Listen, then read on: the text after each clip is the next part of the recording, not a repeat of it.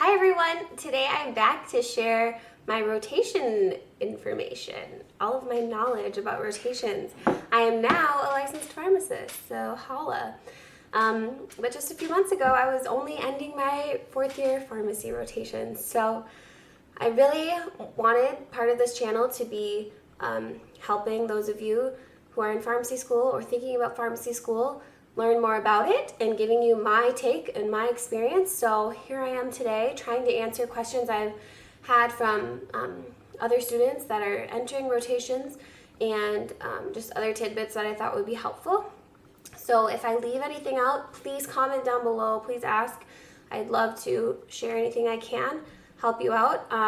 Also, I'll try to put timestamps kind of on where in the video I'm talking about what, in case you're looking for something specific.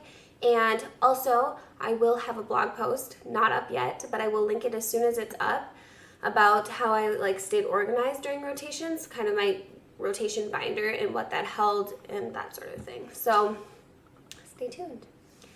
So, like I said, I just finished rotations a few months ago, end of April. My university does them as 8 5-week rotations, starting in June, ending in April. So we start the process, we start learning about rotations, thinking about rotations right when we get back to school in August, and we kind of go through the match process. I think we found out by February where we would be going so that we could plan ahead for that. But rotations are, let me just define that, a clinical year of pharmacy school. It's your intern year, also called APPE, which stands for Advanced Pharmacy Practice Experience. Yeah, and this comes after your 3 first years of pharmacy school. Some schools are accelerated programs. I don't know much about that, but we have 4 years of pharmacy school after undergrad. So the first 3 are the didactic learning, therapeutics, learning about the drugs, laboratory stuff, and this is your more hands-on clinical experience for the last full year. So what happens is we have an APPE director at the school, and they have established relationships with different preceptors and sites over the years, and so basically they make sure that's all on and ready to go. And then we rank our choices, our options in the computer, and then they're assigned to us based on what everyone else chooses. But there are some requirements for rotations, like there are 5 that we have to hit the certain categories, and then there are 3 that are like electives, if you will. So the ones that are required are ambulatory care, acute care, institutional, rotation or community, and then rural. So then the other 3, you can choose what you want. You can double up on the certain categories. You can choose something like psych, anticoagulation, something like nuclear pharmacy, more random. So also with that, the APPE director will help you if you need to kind of rearrange your rotations in a certain way to have the best experiences and resume, if you CV, for applying for residencies, which I had initially planned on doing but ended up not. Life is crazy. This year is crazy, if you will. Lots of changes, lots of learning during rotation year, so that's cool. But so yeah, that's kind of the background on that.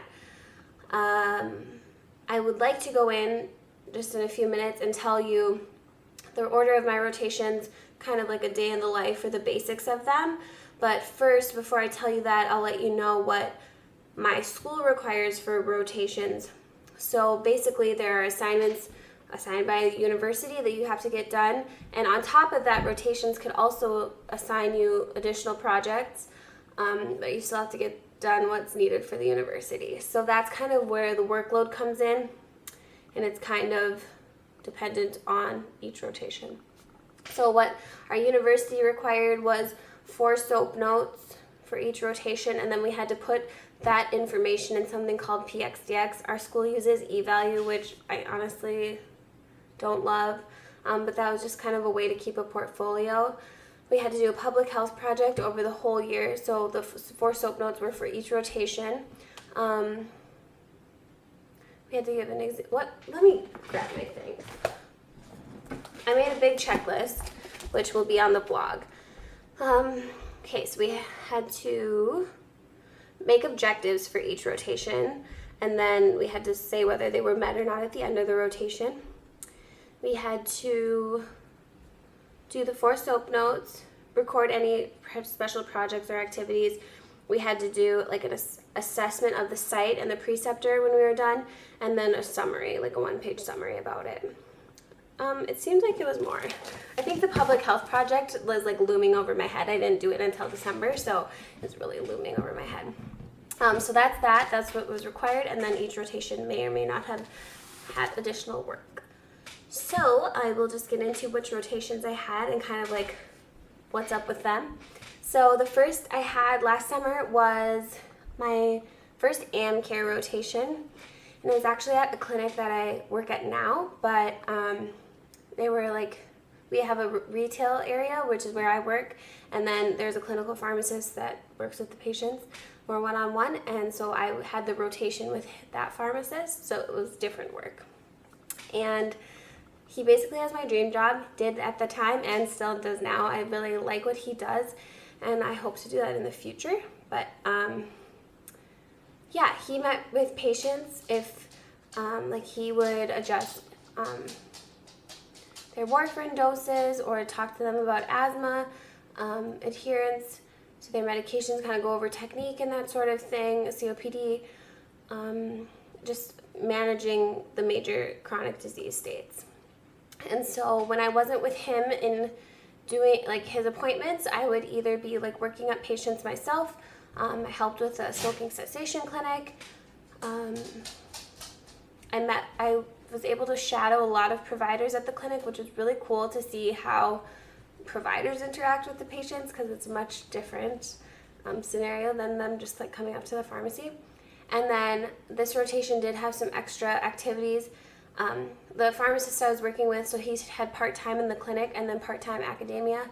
So I actually met with like another professor's rotation students 2 days a week, and we would go over the presentations we each had to do. We each had to do at least like 1 presentation a week, otherwise it was a journal club. So there's something each week that we had to prepare. And that was kind of that rotation, just clinic hours, really nice to ease into. So that was rotation 1. And then my second rotation was acute care, and that's supposed to be like one of the more difficult just because of the nature of the patients and that thinking critically, that sort of thing. And it was difficult. That actually was also with one of our professors at school, but this clinic, it was attached to a hospital, and that was an hour and a half away from home. So rotations is kind of up to you, housing and that sort of thing. So I chose not to stay in that town and drive every day. That's kind of my responsibility, and it really wasn't that bad. But so I drove there every day. In the mornings we would have sitting rounds. What was really cool, I should mention before I get into this, was that this rotation was with doctor residents. So we were both learning, like in learning environments. So it was really cool to have that dynamic. So in the morning we would be with the residents and have sitting rounds with them and over the inpatient side. And then we would go back with our preceptor and talk about, you know, what we talked about in rounds kind of, or like delve into a specific disease state or treatment or that sort of thing. And then we could kind of work on something for a little bit until noon conference.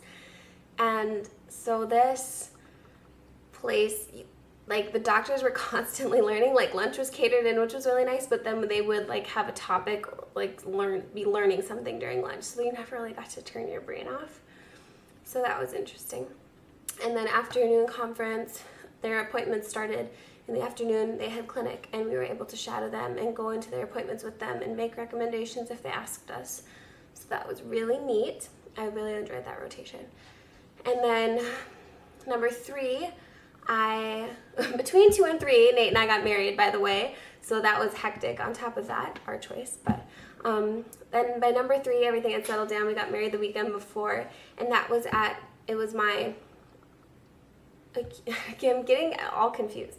That was my anticoagulation rotation, and so that was at a local hospital. It was a smaller hospital, not super small, but it's not like huge. It's like perfect size. So basically I was helping the pharmacist dose warfarin all day.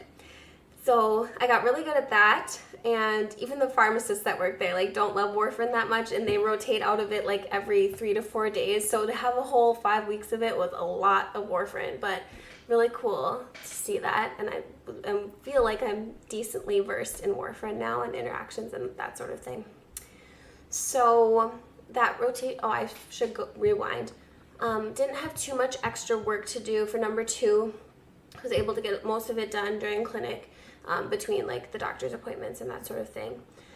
Same with number 3. They were really good about giving me time during the rotation to work on my projects. They had us do 4 additional projects, 2 journal clubs and 2 presentations, so 1 a week. Usually like the first week you're just getting acclimated, and then during the 2nd through 5th weeks they will give you something else because you're kind of used to how the flow of things go. So that was good. That was just like clinic hours, 7 to 4:30 or something, 7 to 3:30, so really awesome and in town. So I liked that, and I really clicked with their staff, and so that was good.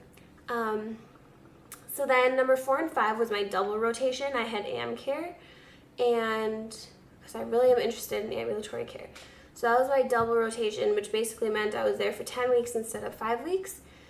And the way it was set up like that is because this was a really awesome MTM program. Like, they knew what they were doing. This hospital conglomerate basically made MTM what it is today, or like they know where it's at. So really robust system. And so the first month I was really just learning the computer system, learning how they did everything. And by the 2nd month I was able to lead some of the appointments by myself. But yeah, that was awesome. I worked Monday through Thursday and then had Friday off as like a project day, so they would give me an extra project, which honestly took me like a long time. Like, I usually didn't have them done until like 2 a.m. Sunday morning. Like, I didn't feel like I was giving myself that much lax time, but I had a really hard time like completing some of the extra activities during that. But it was really good. I think what I also had a really hard time with was that rotation was 4 hours away from home, so I was staying with my family and instead of Nate and Twiggy, and so my anxiety was really bad. And you know, that's something you also don't think about. Like, when I was signing up for rotations, I was just thinking like, this one sounds awesome and will be a great experience, and they were all great, but I just didn't really think about like, this is 2 months you're going to be away from home. So that was hard, but really good rotation, and I feel like I can do MTMs now. So then there was Christmas break. We had like 4 or 5 weeks off for Christmas, and then jumped back into rotations in January. Went out to Colorado for my community. A lot of people do their communities out of state so that they have more time to like explore or do some visit with whoever they're staying with. A lot of times you don't have to take much home during community, which was the case for me. I was at a large chain. They treated me really well. They're awesome. I did most of my immunizations during that rotation because up until then I actually didn't do any dispensing. It was all like clinical work. So our school actually doesn't let you immunize until the end of P3 year, which is kind of behind some of the other schools that learn 1st and 2nd year. So I really was giving my first immunizations in 2016. So that's kind of crazy, but had really good experience there. Was able to explore Colorado a little bit too, so that was cool. I was able to work out with my preceptor. I worked 410s, and a lot of preceptors are pretty flexible. All of mine were. They were really good, nice and awesome. But so then I just had like 1 day off a week, and I could just like explore or like hang out or have a long weekend or whatever. So that was cool, and that's kind of it for that. So that was out of state. So I luckily had friends to stay with. Otherwise, that would have been pretty expensive. So the number 7, I was back at home, back at the hospital that I did the anticoagulation at.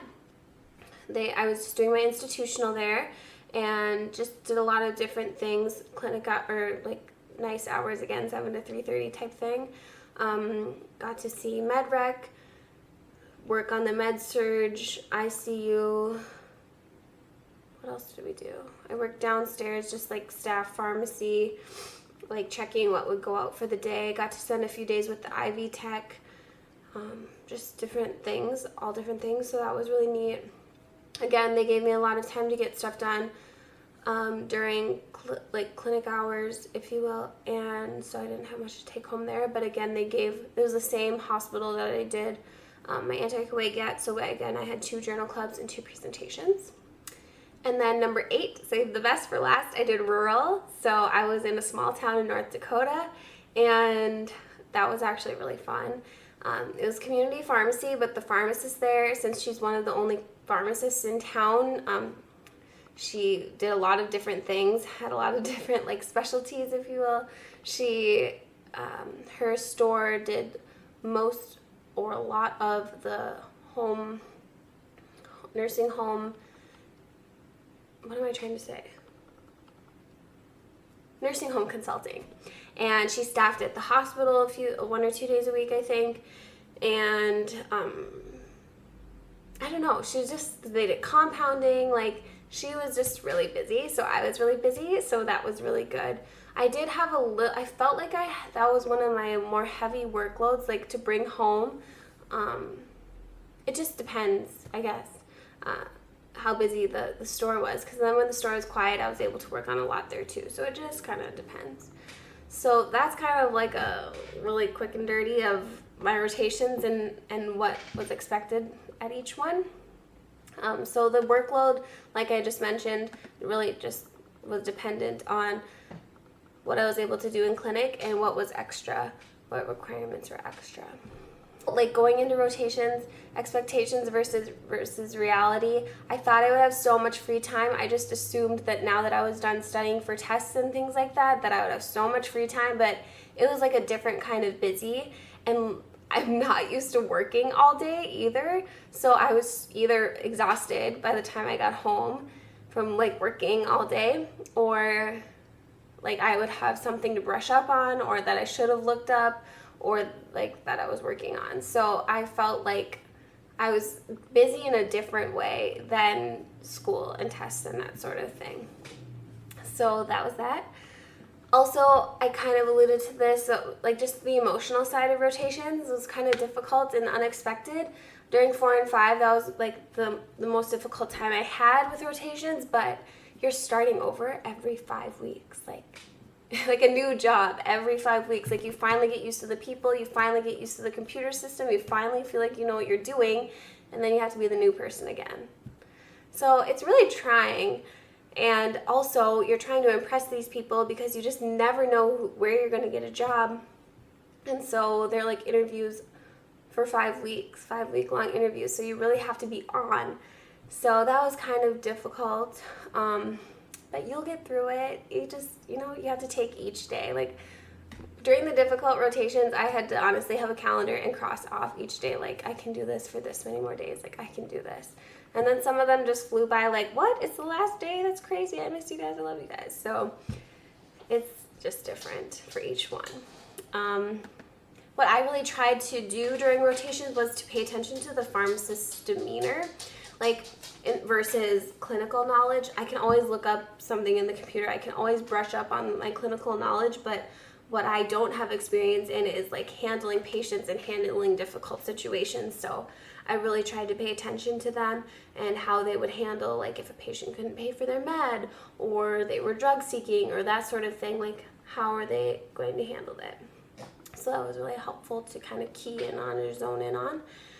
And then, of course, the most important question people have is, how much do rotations cost and what can I expect? And I'm not a good person to ask about this. I'm really terrible with money, but or saving money, and I don't know. Nate and I didn't really save. I didn't have any savings the whole time.